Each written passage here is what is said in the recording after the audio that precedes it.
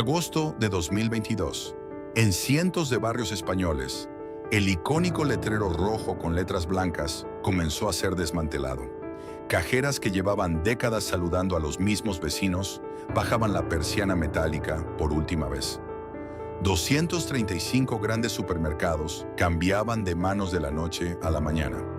Era una cirugía extrema a corazón abierto. ¿Qué le estaba pasando al gigante? En su momento de máximo esplendor, esta marca no era solo un supermercado de barrio, era el rey absoluto del hard discount en España.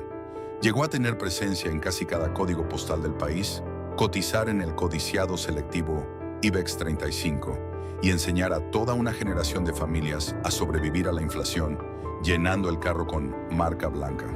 Sus pasillos estrechos, repletos de cajas de cartón, y sus líneas de caja ultra rápidas eran el paisaje cotidiano de millones de españoles. Pero de repente, la máquina perfecta se rompió. Las acciones se desplomaron, las deudas asfixiaron a la compañía, y al borde del abismo financiero, la única forma de salvar el corazón del imperio fue amputando sus propias extremidades. ¿Cómo es posible que la empresa que enseñó a España a comprar barato estuviera a punto de ser destruida por su propio modelo? No fue solo la llegada agresiva de los gigantes alemanes, ni el ascenso imparable de Mercadona. Fue una tormenta perfecta de soberbia corporativa, escándalos contables y parálisis. Esta no es simplemente la historia de un declive empresarial, sino la crónica de la supervivencia más sangrienta en la historia del retail español. Una metamorfosis forzada que dejó un vacío imborrable. El alto precio que pagó un imperio para no desaparecer. Año 1979. España atravesaba una época de profunda y vertiginosa transformación. Mientras el país daba sus primeros pasos firmes hacia la democracia, tras décadas de dictadura, la realidad en las calles y en los hogares era de una enorme incertidumbre económica. La inflación era un monstruo implacable que devoraba el poder adquisitivo de los salarios con tasas que rozaban el 16%. Para las familias de clase trabajadora, llegar a fin de mes se había convertido en un ejercicio de malabarismo financiero y llenar la cesta de la compra era, literalmente, un campo de batalla cotidiano. En este clima de austeridad forzada y necesidad de supervivencia, un experimento comercial estaba a punto de cambiar para siempre la forma en que los españoles entendían el consumo.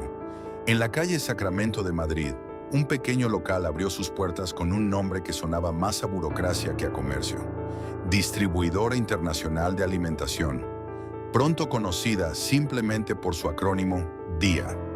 Aquel establecimiento no se parecía a nada que el consumidor español hubiera visto antes.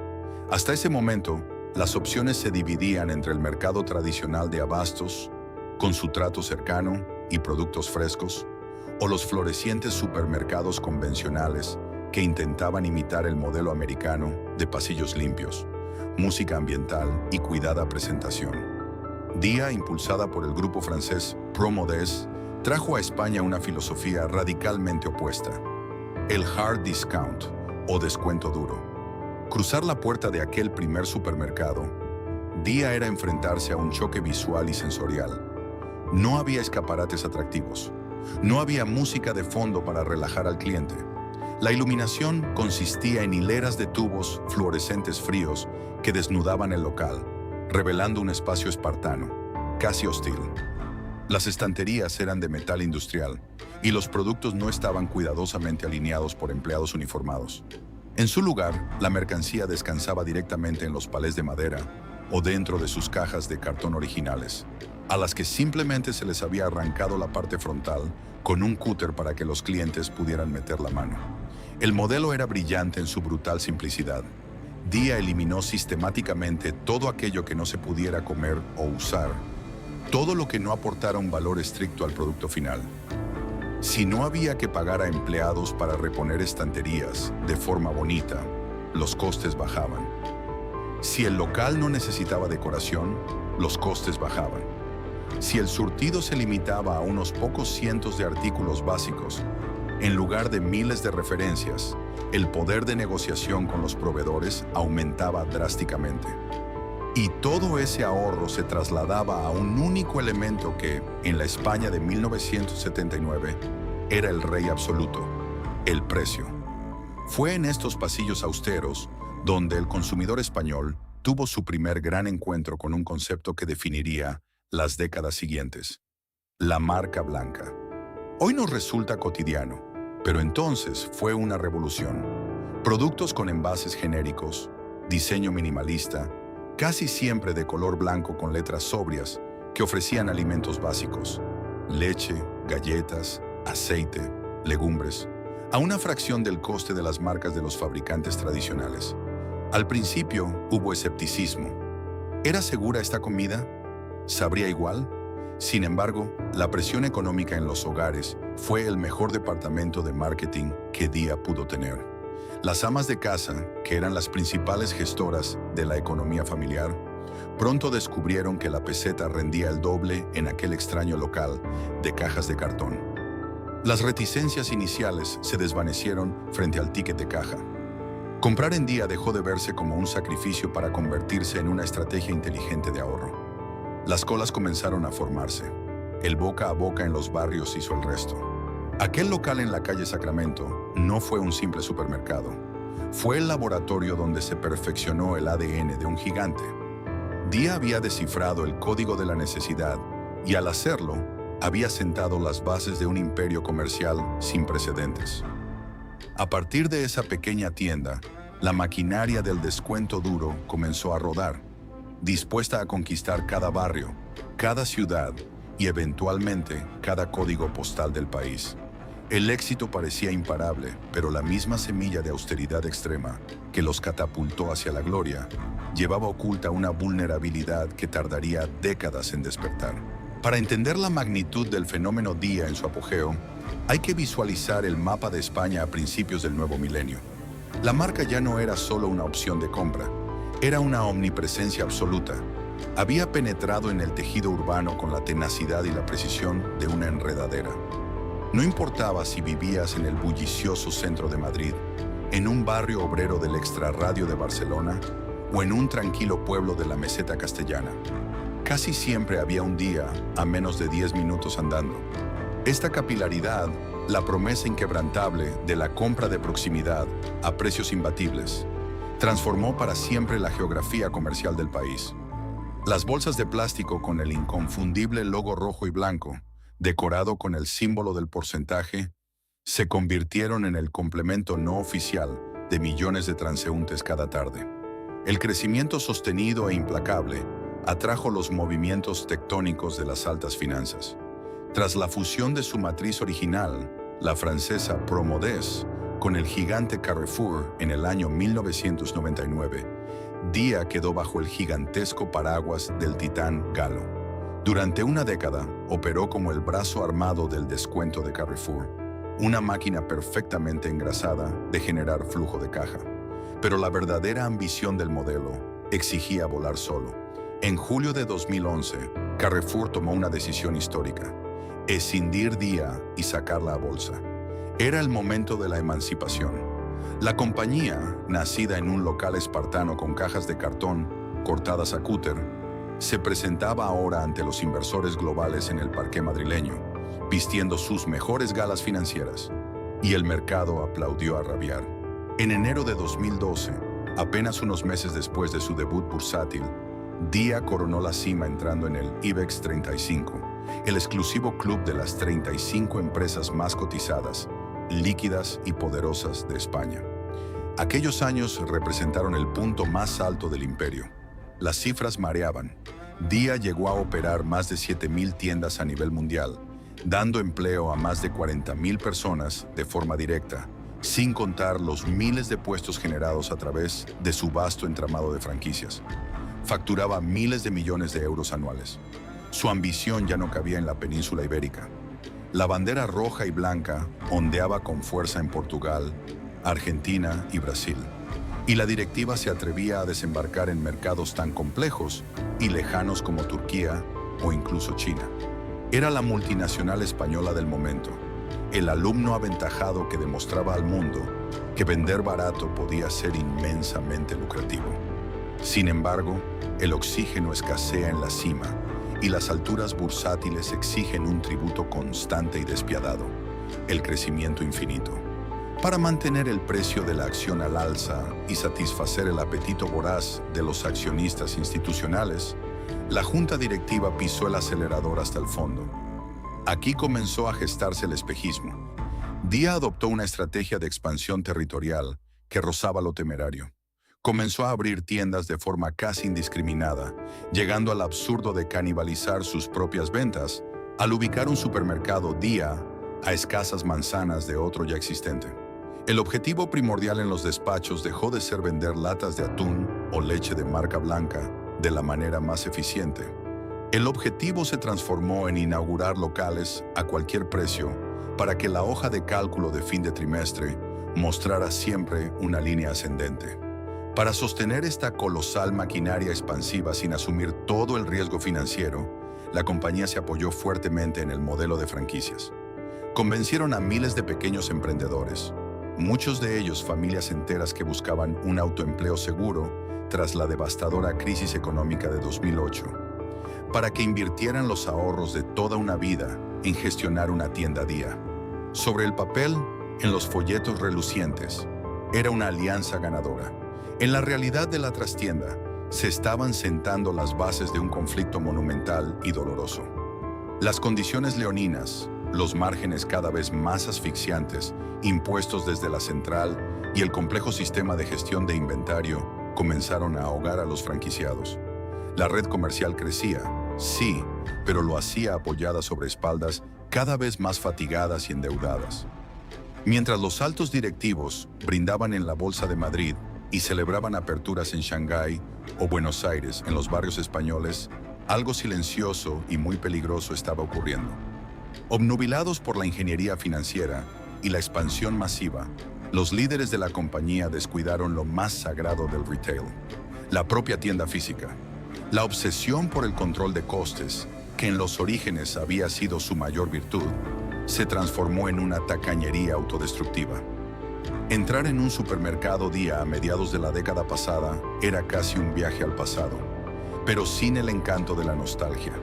El suelo de baldosas a menudo presentaba desperfectos. Las estanterías metálicas mostraban signos de desgaste. La limpieza era insuficiente y la iluminación fluorescente proyectaba una sombra de decadencia. El gigante creía ciegamente que el cliente español, supuestamente fiel por necesidad, seguiría comprando a ciegas única y exclusivamente por el precio, sin importar el entorno. Fue un error de cálculo arrogante.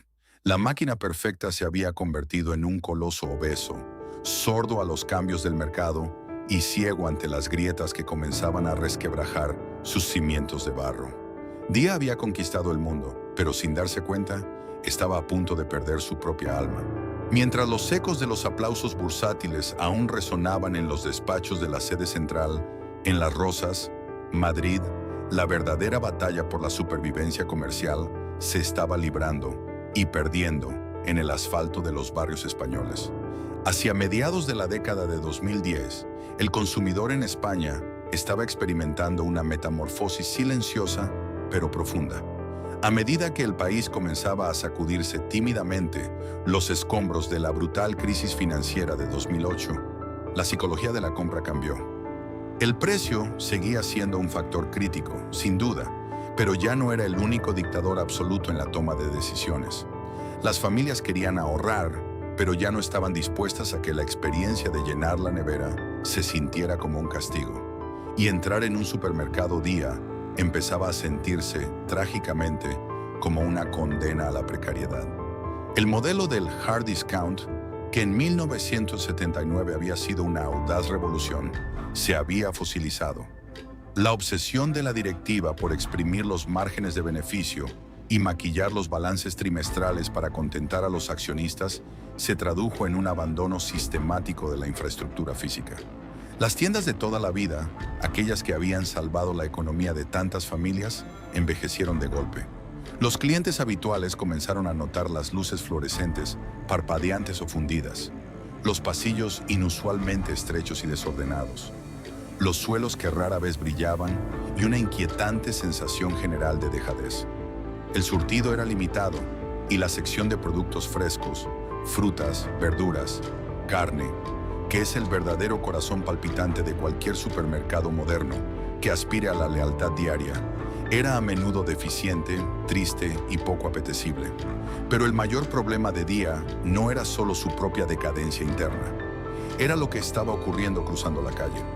Mientras el gigante dormía en sus laureles bursátiles, una tormenta perfecta se estaba gestando en el horizonte competitivo, liderada por dos frentes implacables.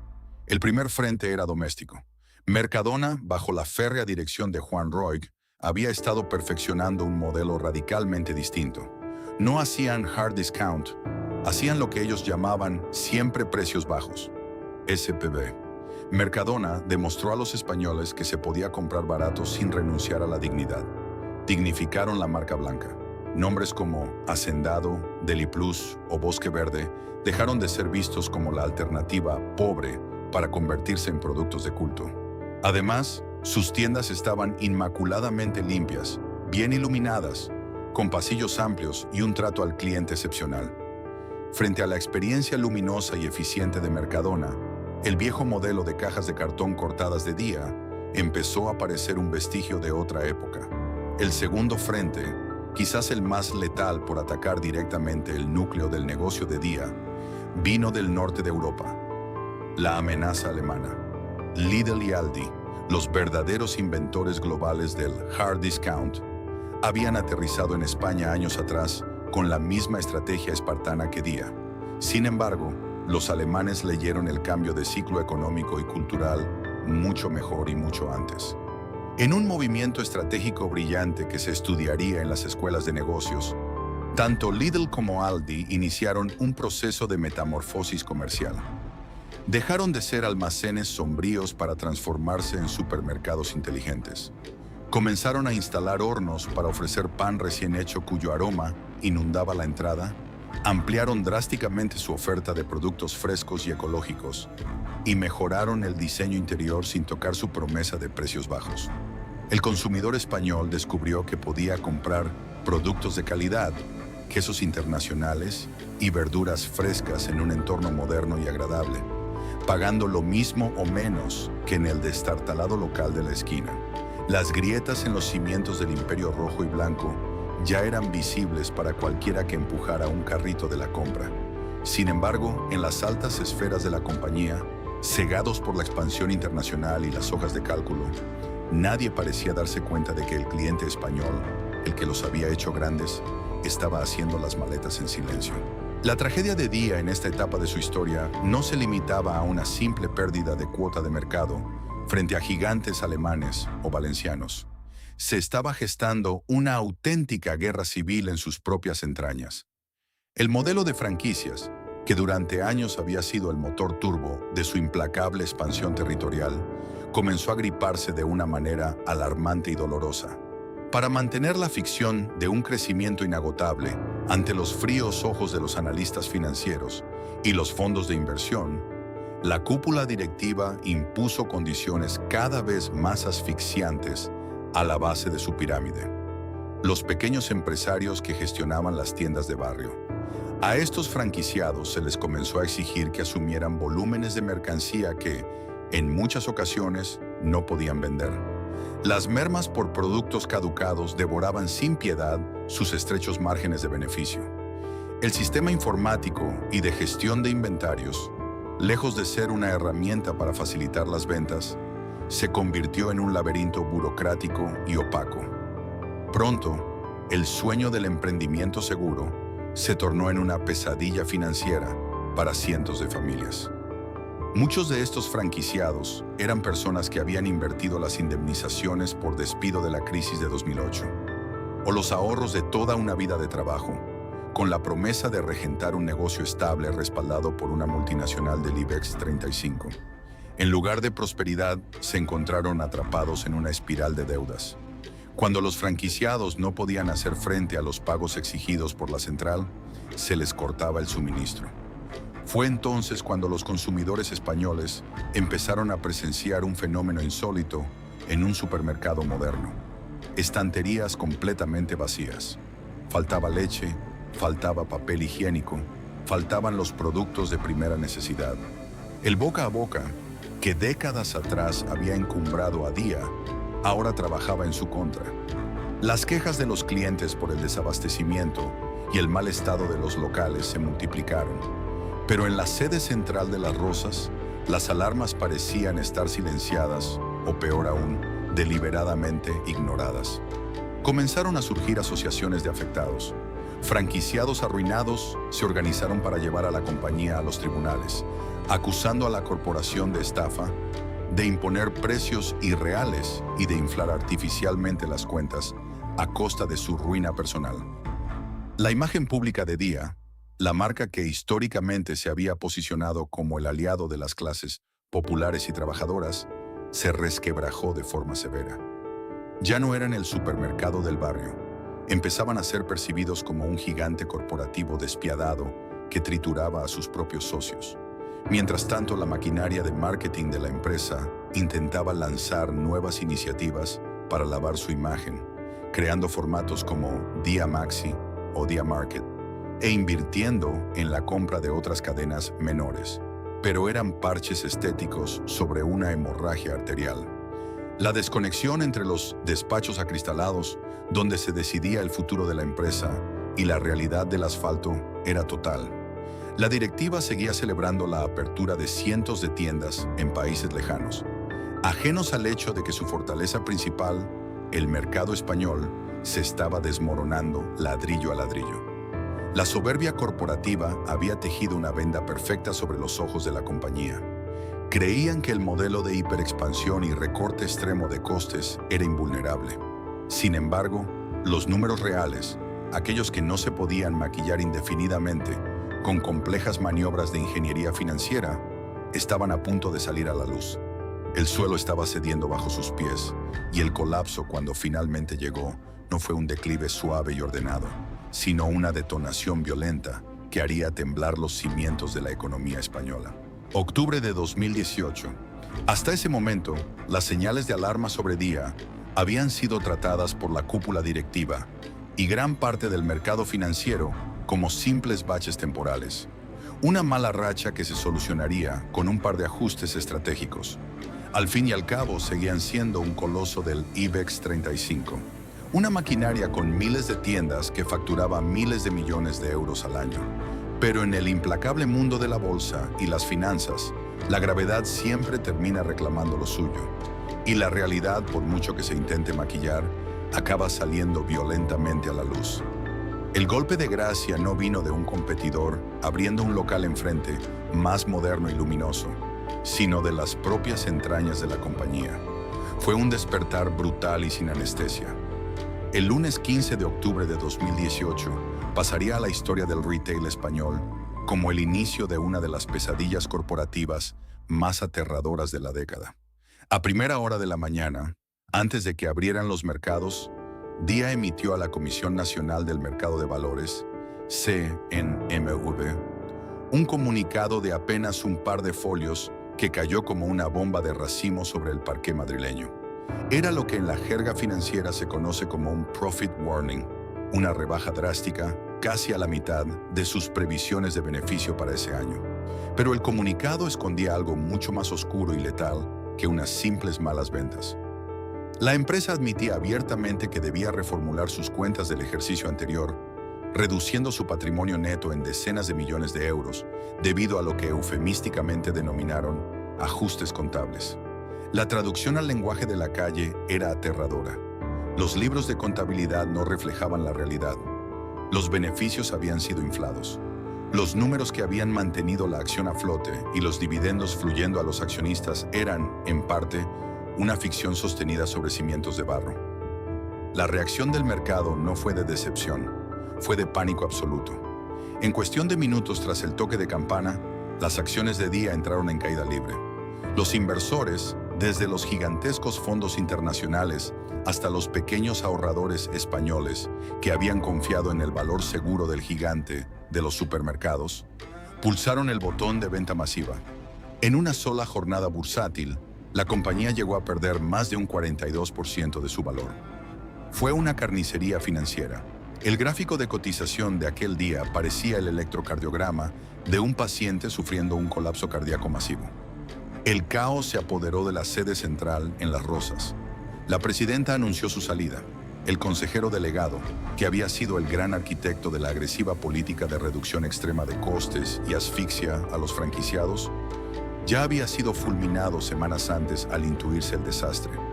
La cúpula directiva quedó descabezada exactamente en el momento de mayor fragilidad y escrutinio de la historia de la marca. La noticia no tardó en saltar de las frías páginas salmón de la prensa económica a los informativos nacionales y, de ahí, a las conversaciones en las puertas de los colegios y en los propios pasillos de los supermercados. El impacto humano de este colapso financiero fue inmediato y desolador. Para las decenas de miles de empleados de la plantilla base, cajeras, reponedores, mozos de almacén y transportistas, muchos con más de 15 años de antigüedad, la sensación fue de puro vértigo. De repente sentían que estaban atrapados a bordo de un transatlántico colosal que sin previo aviso acababa de anunciar por megafonía que se estaba hundiendo por la proa. La verdadera dimensión del agujero negro financiero fue emergiendo en las semanas posteriores a aquel octubre de 2018, y la imagen que devolvían los informes de auditoría era desoladora. Los famosos ajustes contables que la empresa había mencionado en su fatídico comunicado no eran meros errores de cálculo. Representaban una práctica prolongada para inflar artificialmente la rentabilidad del grupo. Se descubrió que se habían contabilizado de forma anticipada ingresos y descuentos de proveedores que aún no se habían materializado, se habían gestionado de forma irregular las provisiones y se había ocultado el deterioro real de los activos.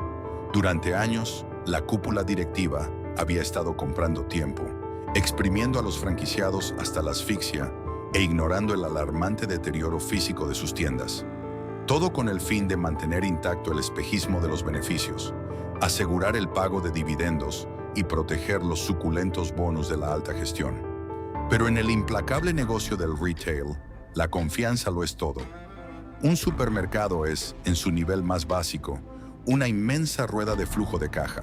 Se cobra al cliente hoy en la caja registradora y se paga al proveedor a 60 o 90 días.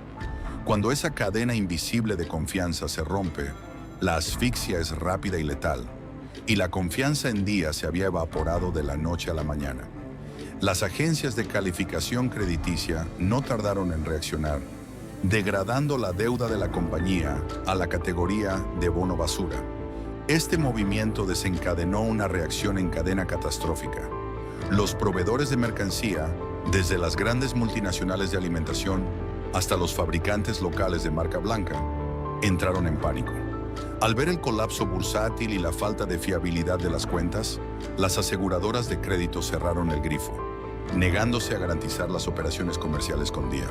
Ante el riesgo de impago, muchos proveedores tomaron una decisión drástica. Comenzaron a exigir el pago por adelantado para descargar sus camiones en las plataformas logísticas de la compañía. Una exigencia operativamente imposible para un gigante que arrastraba una deuda financiera neta asfixiante, superior a los 1.400 millones de euros. El complejo drama de despachos, burocracia y agencias de calificación se materializó físicamente de la peor manera posible en los barrios de toda España. Si antes el desabastecimiento había sido un problema localizado por el conflicto con algunos franquiciados, ahora se convertía en una hemorragia generalizada y visible. Las estanterías de miles de tiendas comenzaron a clarear. Los clientes habituales entraban buscando sus productos de siempre y se encontraban con pasillos fantasmales, huecos vacíos en las neveras y una atmósfera pesada, casi de liquidación inminente. El daño reputacional y emocional fue incalculable. Día había construido su imperio histórico sobre la promesa inquebrantable de estar siempre ahí para el consumidor en tiempos difíciles, ofreciendo lo básico a buen precio.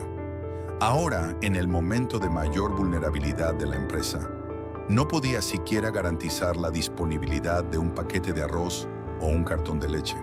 Para los miles de empleados de tienda, la situación se transformó en un calvario diario. Eran ellos, los rostros visibles de la marca, quienes tenían que dar la cara ante la frustración y las quejas de los vecinos, trabajando en un clima de absoluta incertidumbre laboral, mientras leían en los titulares de la prensa que la empresa que les daba de comer estaba al borde de la suspensión de pagos. El gigante estaba de rodillas, desangrándose, perdiendo efectivo y valor de mercado a cada minuto. Ya no se trataba de competir contra la brillantez de Mercadona o la modernidad de Lidl. Se trataba simple y llanamente de llegar vivos al mes siguiente. La única salida posible requería una inyección masiva de capital y una reestructuración de una brutalidad sin precedentes. Era el escenario perfecto para que los tiburones de las altas finanzas olieran la sangre, atrayendo la atención de los actores más implacables del mercado global. La encarnizada batalla por el control de las cenizas de Día estaba a punto de comenzar. El año 2019 amaneció para Día no con la esperanza de un nuevo comienzo, sino con el tic-tac ensordecedor de una bomba de relojería financiera. La compañía estaba asfixiada por una deuda que superaba los 1.400 millones de euros y un patrimonio neto negativo que amenazaba con forzar su disolución inmediata, tal y como marca la Ley de Sociedades de Capital Española. Cada día que pasaba, la caja menguaba. Los proveedores, aterrados por el riesgo de impago, seguían exigiendo cobros al contado, estrangulando aún más la operativa diaria de los supermercados. El gigante que alguna vez valió miles de millones en bolsa, ahora cotizaba a precios de derribo, atrayendo inevitablemente la atención de los depredadores financieros más formidables del planeta. Y entre todos ellos emergió una figura que cambiaría el destino de la cadena para siempre: el magnate ruso Mikhail Friedman, a través de su fondo de inversión LetterOne. Friedman no era un recién llegado a la estructura de Día. Su fondo había ido adquiriendo silenciosamente participaciones desde 2017, consolidándose como el máximo accionista con un 29% del capital. Pero hasta ese momento, había mantenido un perfil relativamente pasivo, observando desde la barrera cómo el Consejo de Administración español conducía la empresa hacia el abismo. Cuando las acciones se desplomaron a mínimos históricos tras el derrumbe contable, LetterOne vio la oportunidad perfecta. Era el momento de dar el golpe de gracia y hacerse con el control absoluto de la red de supermercados más extensa de España a precio de saldo. En febrero de 2019, LetterOne lanzó una oferta pública de adquisición, OPA, de carácter hostil sobre el 70% de las acciones que aún no poseía. El precio ofrecido era un reflejo brutal de la decadencia de la empresa: 0,67 euros por acción. Apenas unos años antes, en su época de máximo esplendor en el IBEX 35, esos mismos títulos se habían llegado a intercambiar a más de 7 euros. Para los miles de pequeños accionistas españoles, muchos de los cuales habían invertido sus ahorros confiando en la solidez del supermercado de toda la vida, aceptar la OPA significaba claudicar y asumir pérdidas ruinosas. Sin embargo, Friedman jugaba con una ventaja letal: el miedo. El mensaje desde las oficinas de LetterOne en Londres fue frío, calculado y despiadado.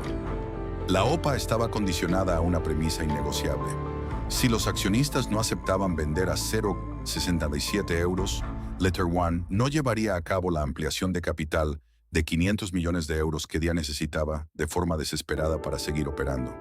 Y si esa inyección vital no llegaba, el Consejo de Administración tendría que presentar inevitablemente el concurso de acreedores en los juzgados, lo que reduciría el valor de todas las acciones, literalmente, a cero. Era un jaque mate de manual en el oscuro ajedrez de las altas finanzas. O le entregaban las llaves del imperio por unos céntimos, o permitiría que el imperio ardiera hasta los cimientos. Mientras en los rascacielos financieros se libraba esta cruenta batalla con hojas de cálculo, bonos sindicados y bufetes de abogados millonarios, en las calles de España el drama tenía rostro humano. Más de 40.000 empleados directos a nivel mundial asistían como espectadores impotentes a la subasta de su futuro.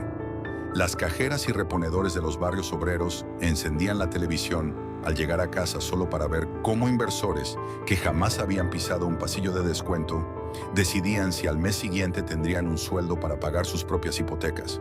La agonía en las tiendas era insoportable. El gigante pendía de un hilo sobre el precipicio y los tiburones financieros dictaban las normas del rescate. Mayo de 2019. El reloj de arena se estaba quedando irremediablemente sin granos. Mientras en las tiendas el desabastecimiento ya era una realidad humillante, en las altas esferas financieras se libraba un juego del gallina suicida. Para que el plan de Letter One triunfara y lograra el control total, no bastaba con convencer a los accionistas minoritarios arruinados. Mikhail Friedman tenía que doblegar a la banca acreedora. Día debía a un consorcio de más de 15 bancos cientos de millones de euros, con el Banco Santander a la cabeza de las negociaciones. El pulso fue salvaje. Friedman puso las cartas sobre la mesa con una frialdad gélida. O los bancos aceptaban sus condiciones para refinanciar la deuda a largo plazo, o él retiraría su OPA y no inyectaría los 500 millones de euros vitales. Si Letter One se retiraba, el Consejo de Administración no tendría otra salida legal que presentar el concurso de acreedores de forma inmediata. Era el equivalente a pulsar el botón nuclear. Para los bancos, un concurso significaba enfrentarse a un proceso judicial de años, liquidar activos a precio de chatarra y asumir pérdidas multimillonarias en sus propios balances. Durante aquellas semanas de primavera, la tensión en España era palpable. Cada mañana la prensa económica abría con un nuevo ultimátum. En los supermercados, la atmósfera era fúnebre. Las cajeras, con el uniforme rojo ya desgastado por la incertidumbre, tenían que soportar la frustración de los clientes diarios que preguntaban por qué las neveras estaban apagadas y los palés de leche vacíos. La desconexión entre los despachos donde se discutían puntos básicos de interés y el asfalto donde se vendían barras de pan era total. Los proveedores, aterrados ante la inminencia de una quiebra, habían cortado las líneas de crédito. Día operaba literalmente al día, utilizando la poca recaudación de las cajas registradoras para intentar pagar los camiones que se atrevían a descargar en sus mermados centros logísticos. La fecha límite legal para evitar el desastre era el 20 de mayo. Si aquel lunes amanecía sin acuerdo, la empresa colapsaba. La madrugada del 19 al 20 de mayo quedará grabada en la memoria corporativa del país. Con las redacciones de los periódicos en vilo y el destino de 40.000 familias pendiendo de un hilo, las negociaciones se prolongaron durante toda la noche. Finalmente, acorralados por el abismo, los bancos cedieron. Ana Botín, presidenta del Santander, y los representantes del consorcio bancario aceptaron in extremis los términos de refinanciación, asumiendo que la alternativa era la destrucción total del valor.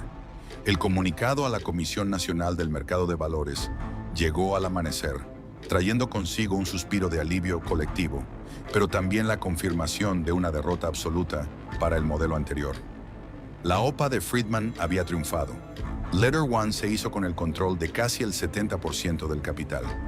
El antiguo Consejo de Administración fue barrido de un plumazo, y los pequeños accionistas minoritarios, aquellos que habían comprado acciones a 6 euros confiando en el IBEX 35, tuvieron que vender a 0,67 céntimos, perdiéndolo prácticamente todo. El magnate ruso tenía por fin las llaves del imperio. Había comprado el gigante del retail español por una fracción minúscula de su valor histórico. Sin embargo, lo que Friedman había adquirido en aquella mesa de póker financiero no era una empresa próspera, sino un paciente en coma profundo, desangrado y con metástasis operativa. El rescate financiero había evitado el funeral, pero ahora comenzaba el verdadero vía crucis. Para mantener vivo el corazón del negocio, el nuevo equipo directivo estaba dispuesto a tomar decisiones brutales. La verdadera carnicería, la cirugía extrema, que mutilaría el mapa de los barrios españoles, estaba a punto de comenzar. El amanecer tras la exitosa OPA de Letter One trajo consigo una calma tensa a los pasillos de día, pero fue una ilusión efímera. Cuando el nuevo equipo directivo, impuesto por el fondo de inversión de Mikhail Friedman, abrió los libros contables y analizó la operativa real tienda por tienda, el diagnóstico fue mucho más sombrío de lo que habían anticipado desde sus despachos en Londres. El gigante no solo estaba financieramente asfixiado, sino que sufría de una obesidad corporativa letal. Durante sus años de euforia, Día había intentado serlo todo para todos. Supermercados de barrio, grandes superficies extrarradiales bajo la marca Maxi Día, supermercados de productos frescos y marcas de fabricante con la Plaza de Día, e incluso había incursionado en el mundo de la perfumería y cosmética con la cadena Clarel. Al intentar abarcar todos los frentes de la batalla del retail, La compañía había perdido su identidad y, lo que era más grave, su rentabilidad. La conclusión de la nueva cúpula fue cruda e inapelable. Para salvar el corazón del negocio, había que amputar las extremidades. No había tiempo para curas de reposo ni rehabilitaciones a largo plazo. Día necesitaba efectivo de forma inmediata para pagar deudas y volver a llenar las estanterías de sus tiendas más viables.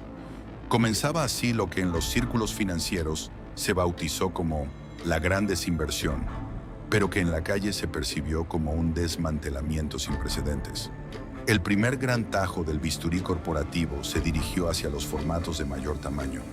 Históricamente, Día había nacido como una tienda pequeña, espartana, encajada en los bajos de los edificios residenciales. Ese era su ADN, la proximidad extrema. Sin embargo, en su afán expansionista, habían acumulado cientos de locales de gran formato, entre 500 y 1000 metros cuadrados, que requerían aparcamientos, un surtido amplísimo de marcas tradicionales y secciones de frescos muy complejas de gestionar. En ese terreno de juego de los grandes supermercados, Día no podía competir ni contra el músculo logístico de Mercadona, ni contra la experiencia de Carrefour, ni contra los precios agresivos de Alcampo. Esas tiendas grandes se habían convertido en agujeros negros que devoraban el poco margen de beneficio que generaba la empresa.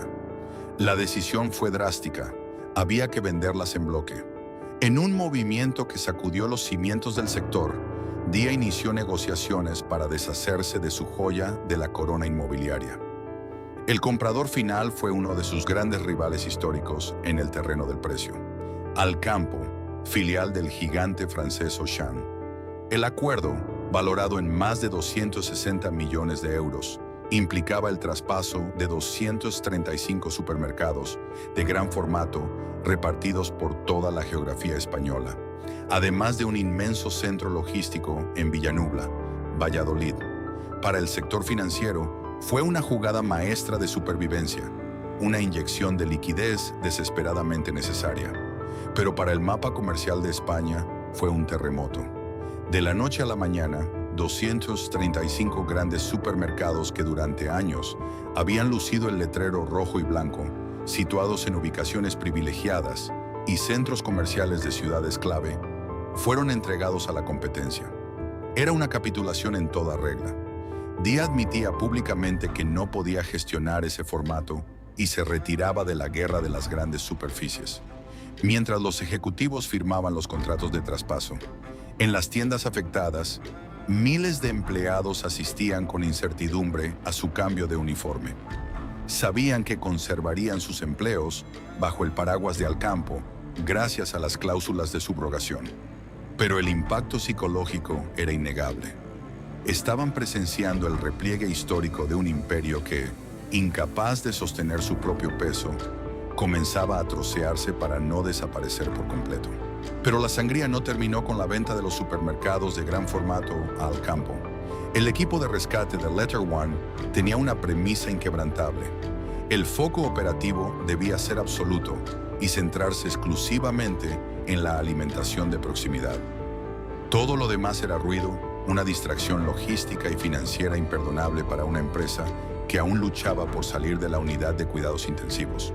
El siguiente órgano en ser puesto sobre la fría mesa de operaciones fue Clarel. Nacida años atrás tras la compra de las tiendas Schlecker en la península ibérica, Clarel se había consolidado como una extensa y capilar red de más de 1000 droguerías y perfumerías de barrio.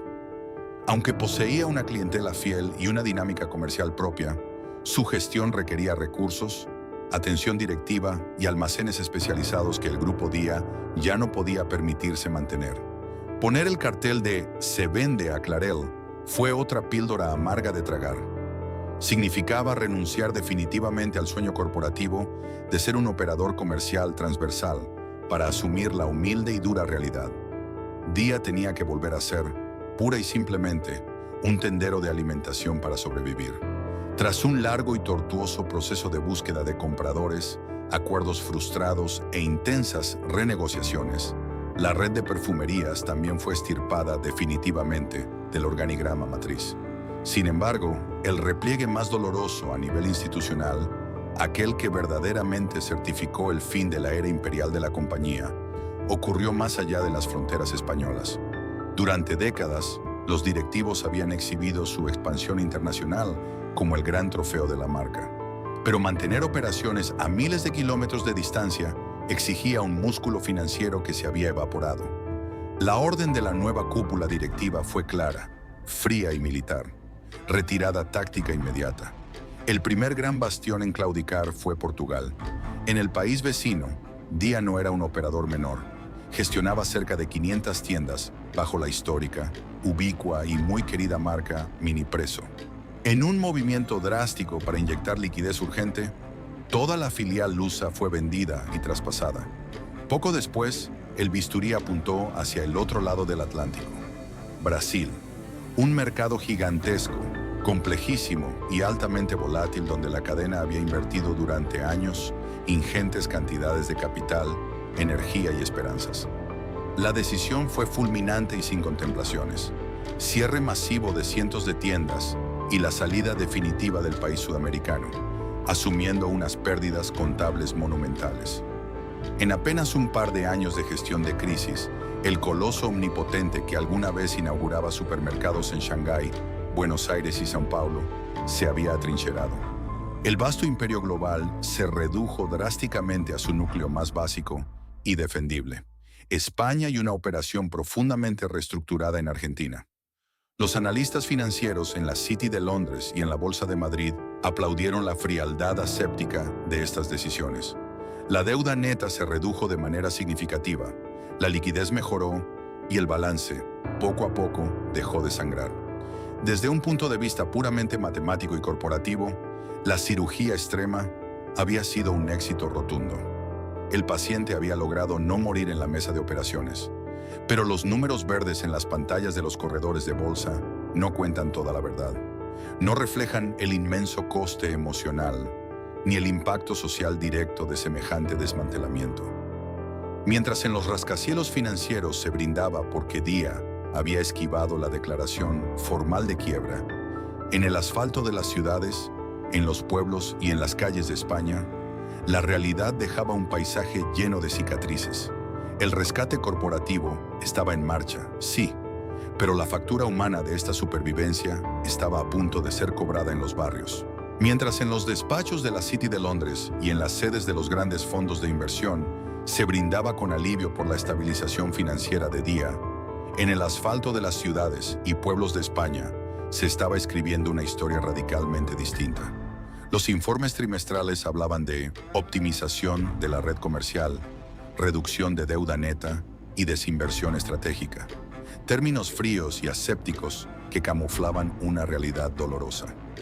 La cirugía extrema había logrado salvar los signos vitales de la corporación, pero el precio de esa supervivencia se iba a pagar metro a metro en los barrios. El drama humano comenzó con los supermercados que no encontraron comprador. Alcampo había absorbido las grandes superficies más rentables, pero quedaban cientos de locales esparcidos por la geografía nacional que bajo la nueva y estricta métrica de rentabilidad impuesta por Letter One estaban condenados a desaparecer. No eran tiendas gigantescas, sino los clásicos Dia de barrio, aquellos ubicados en los bajos de los edificios de viviendas, en calles estrechas donde los camiones de reparto tenían que hacer maniobras imposibles de madrugada. Tiendas que, durante décadas, habían sido la despensa de proximidad para miles de familias. La orden de cierre definitivo para estas ubicaciones desencadenó escenas de una profunda tristeza vecinal. El proceso de liquidación fue una agonía lenta y visible. Primero, dejaron de reponerse los productos de las marcas de fabricante. Luego, las neveras de la carne y el pescado se apagaron y se vaciaron. Finalmente, los pasillos se llenaron de carteles amarillos fosforescentes que anunciaban descuentos del 50% y el 70% por liquidación total. Los vecinos, aquellos mismos que habían confiado en la marca durante las duras crisis económicas, entraban por última vez para llevarse los restos de un naufragio corporativo. Latas sueltas, paquetes de galletas abollados y productos de limpieza a precio de saldo. Pero el verdadero impacto de estos cierres no fue comercial, fue social y emocional. Dia en su inmensa capilaridad, había tejido una red de dependencia vital con un sector demográfico muy específico y vulnerable de la sociedad española: las personas mayores. Para una viuda en un barrio obrero de Madrid o para un jubilado en una ciudad de provincias, el día de la esquina no era solo un lugar donde comprar barato. Era, en muchas ocasiones, el único supermercado al que podían acceder a pie. Eran personas que no tenían la capacidad física para caminar 20 minutos con un carro de la compra lleno, ni disponían de vehículo propio para desplazarse a los hipermercados de las afueras. Cuando la persiana metálica de su día de confianza bajó por última vez, el golpe para su independencia fue devastador. Muchos se vieron obligados a depender de familiares o de servicios sociales simplemente para llenar la nevera. El supermercado también cumplía una función de cohesión social, un punto de encuentro diario. Las cajeras, muchas de las cuales llevaban más de 15 o 20 años en el mismo puesto, conocían a sus clientes por el nombre, sabían quién estaba enfermo, quién acababa de tener un nieto y quién necesitaba ayuda para embolsar la compra. Y es precisamente aquí, en las cajeras, reponedores y encargados de tienda, donde residió la factura más cruel de la crisis. La reestructuración de la compañía trajo consigo expedientes de regulación de empleo, ERES, que afectaron a miles de trabajadores en España. Personas que habían dedicado toda su vida laboral a la empresa, de repente se encontraron en la calle, con 50 años y un panorama laboral hostil. Los días de cierre definitivo estuvieron marcados por las lágrimas en la línea de cajas.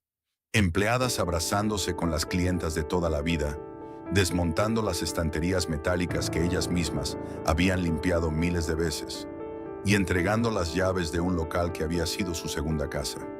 Eran el daño colateral, minúsculo e invisible para los analistas financieros, en una monumental partida de ajedrez jugada por multimillonarios a miles de kilómetros de distancia. Incluso los miles de trabajadores que conservaron sus empleos, al ser subrogados al campo o a otros operadores, sufrieron un profundo trauma psicológico. Tuvieron que despojarse del uniforme rojo que había definido su identidad profesional, enfrentarse a nuevos sistemas informáticos, nuevas normativas y jefes desconocidos. El sentimiento generalizado en la plantilla era de orfandad y de traición.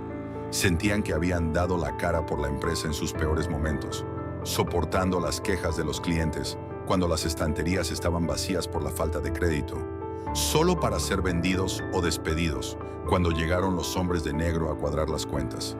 Con el paso de los meses, las calles españolas empezaron a mostrar las cicatrices físicas del repliegue.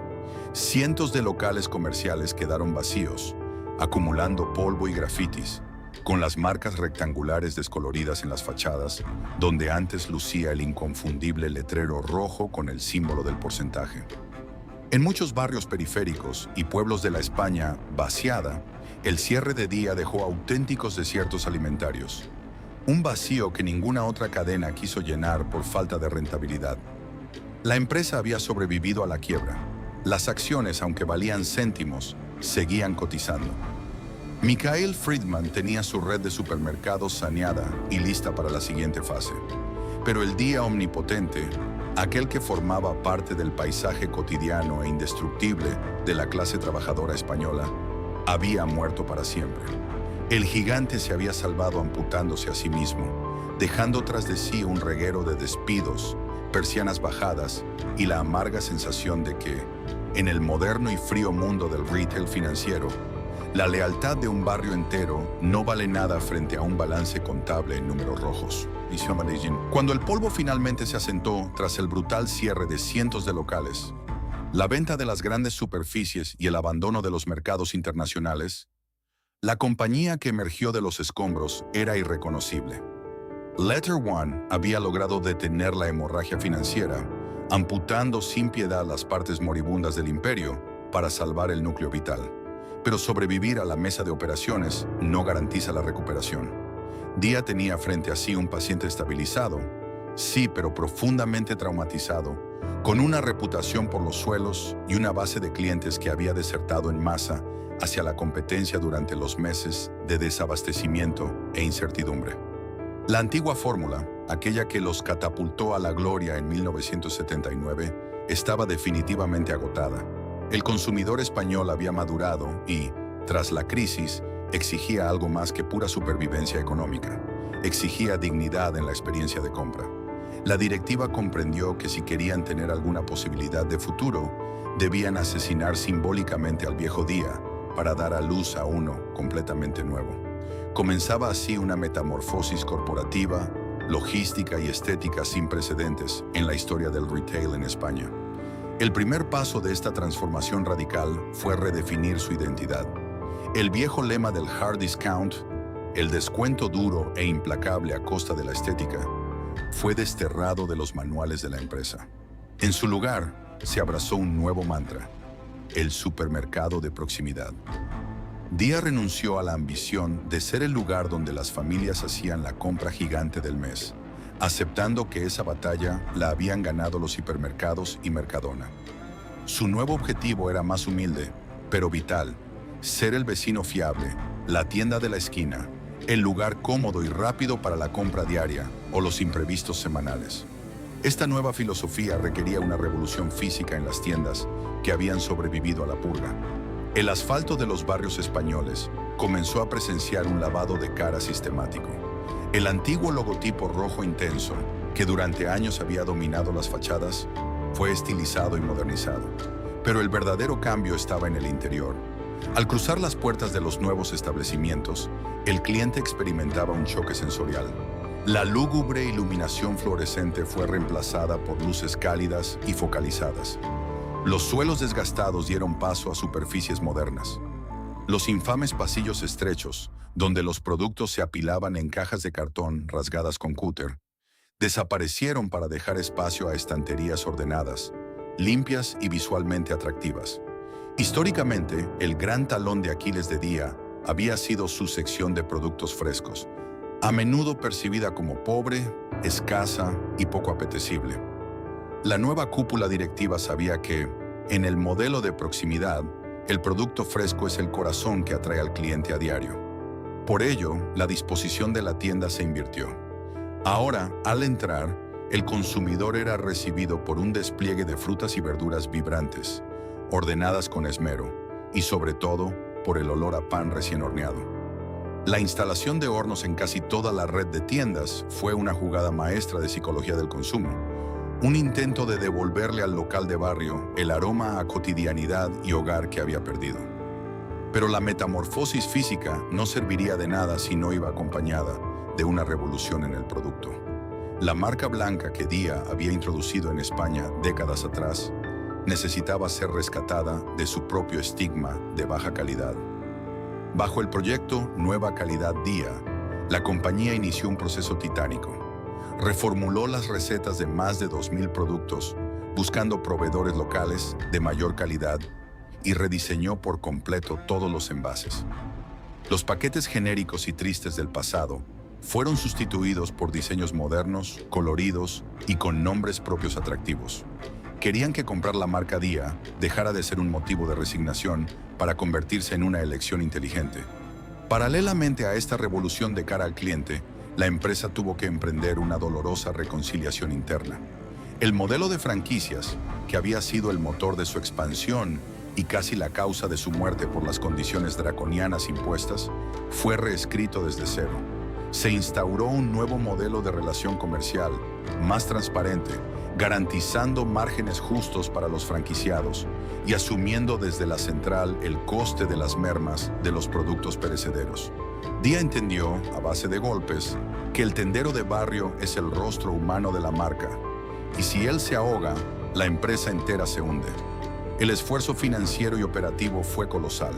A lo largo y ancho de España, las tiendas remodeladas empezaron a mostrar signos de vida.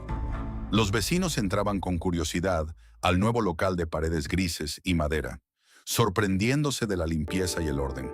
Sin embargo, en el aire flotaba una tensión palpable y una pregunta sin respuesta clara. ¿Era suficiente este enorme esfuerzo de maquillaje y reestructuración para perdonar los pecados del pasado?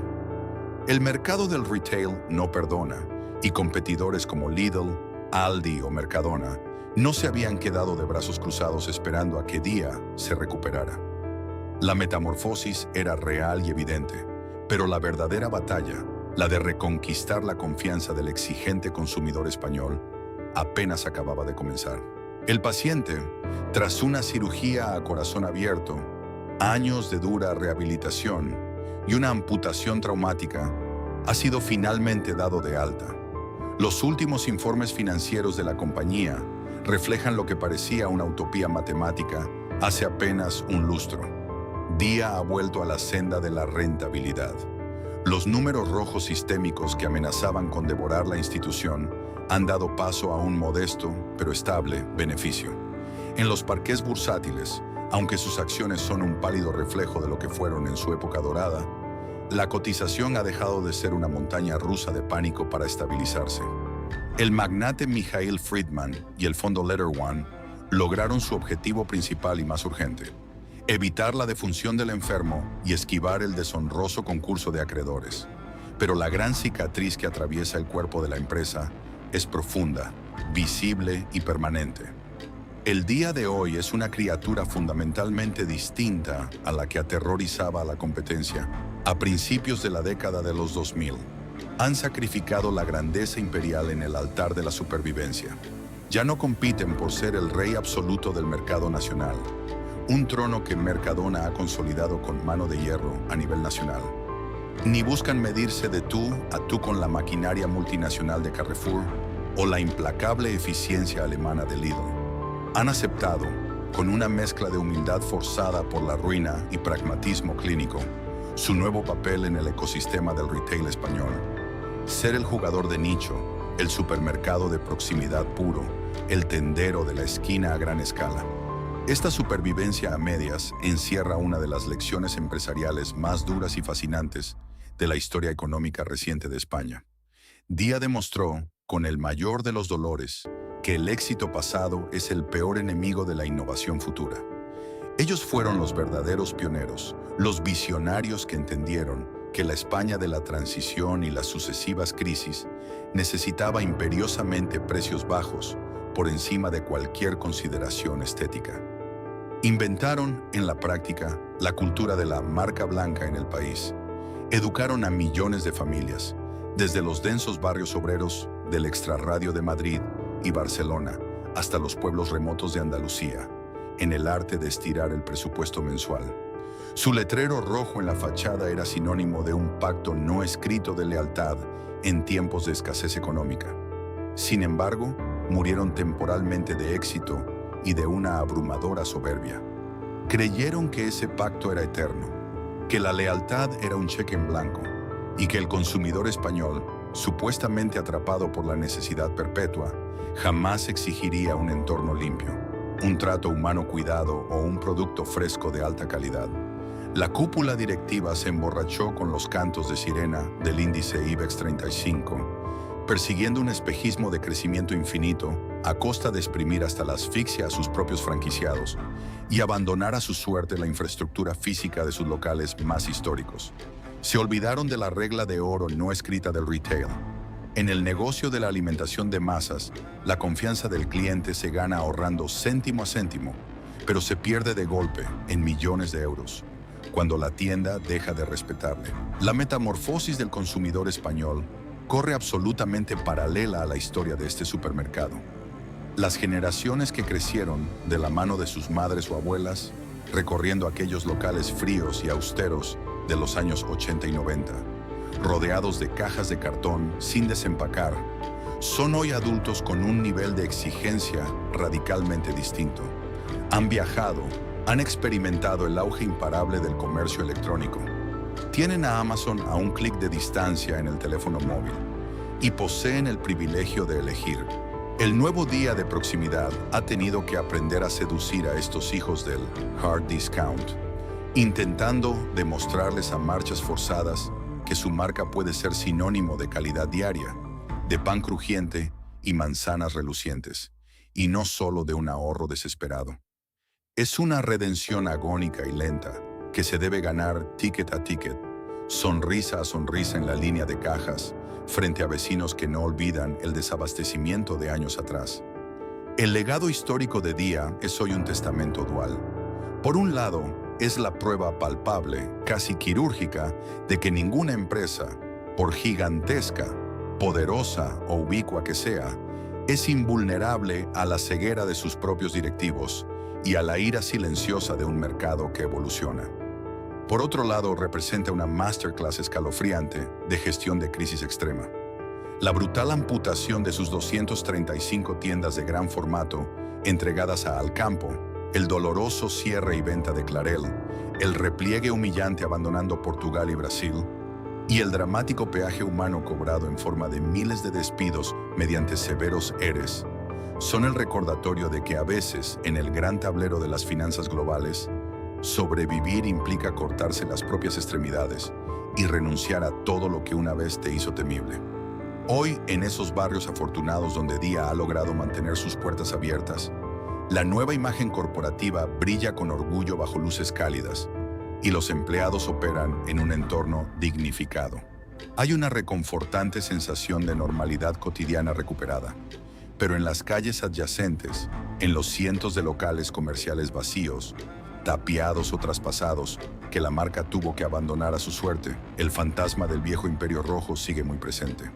Para los vecinos españoles, el nombre de Día siempre estará intrínsecamente ligado a la memoria de su propio país, a los años duros, a la compra calculada al milímetro para llegar a fin de mes y a la profunda constatación de que un coloso puede caer de rodillas, asomarse al abismo de la muerte, salvar su vida en el ultimísimo segundo, pero teniendo que aceptar que nunca, jamás, volverá a llevar la corona de rey. La historia de Día no es el típico relato de una quiebra absoluta, donde las persianas de toda una cadena se bajan de golpe y el nombre desaparece en los libros de historia. Es una narrativa mucho más compleja y, en cierto modo, más amarga. La crónica de una supervivencia a costa de la propia identidad. Nos enseña que, en el despiadado tablero del retail, el mayor peligro no siempre es la competencia feroz de gigantes como Mercadona o Lidl, sino la arrogancia corporativa de creer que la lealtad del cliente es un recurso inagotable. Durante décadas, millones de españoles acudieron a Día por pura necesidad económica, aprendiendo a llenar sus despensas con marca blanca entre pasillos estrechos, cajas de cartón rasgadas y luces frías. Era el pacto no escrito de los años difíciles. Pero cuando la sociedad cambió, cuando el consumidor comenzó a exigir dignidad, frescura y una experiencia de compra agradable junto con el ahorro, el coloso fue incapaz de reaccionar a tiempo. Su soberbia financiera, centrada en maquillar cuentas, abrir mercados lejanos y exprimir a los pequeños franquiciados para contentar a los accionistas del IBEX 35, lo arrastró al borde del abismo. Hoy, cuando vemos el nuevo logo estilizado bajo las cálidas luces de sus tiendas reformadas, es imposible no recordar el altísimo precio de esta cirugía extrema. Detrás de los balances saneados por el fondo Letter One, hay miles de despidos traumáticos, cientos de supermercados históricos vendidos a rivales como Alcampo, y persianas bajadas definitivamente en locales que dejaron un vacío irreemplazable. Para muchos barrios obreros y pueblos de la España vaciada, el cierre de su día significó perder algo más que un comercio. Significó perder un punto de encuentro vecinal, dejando a muchas personas mayores huérfanas de su autonomía diaria. Porque el retail nunca ha sido solo una cuestión de estanterías, logística y tickets de caja. Es comunidad. Son las cajeras que conocen tu nombre, es el pulso comercial de una calle, es la memoria de un barrio. Día sigue vivo, pero el imperio omnipotente e indestructible del hard discount español ya es solo un fantasma del pasado. Sobrevivir a la muerte financiera es, sin duda, un triunfo rotundo, pero a veces la factura a pagar es asumir que jamás volverás a ser el rey. ¿Tuviste un día en tu barrio que cerró sus puertas para siempre o que fue absorbido por otra marca? ¿Recuerdas cómo eran aquellas primeras compras familiares, esquivando palés y cajas de cartón en los años 80 o 90? Déjanos tu historia en los comentarios. Si te apasionan los secretos y la historia real detrás de las marcas que definieron nuestro país, no olvides suscribirte al canal y darle a me gusta para que sigamos desentrañando la memoria comercial de España.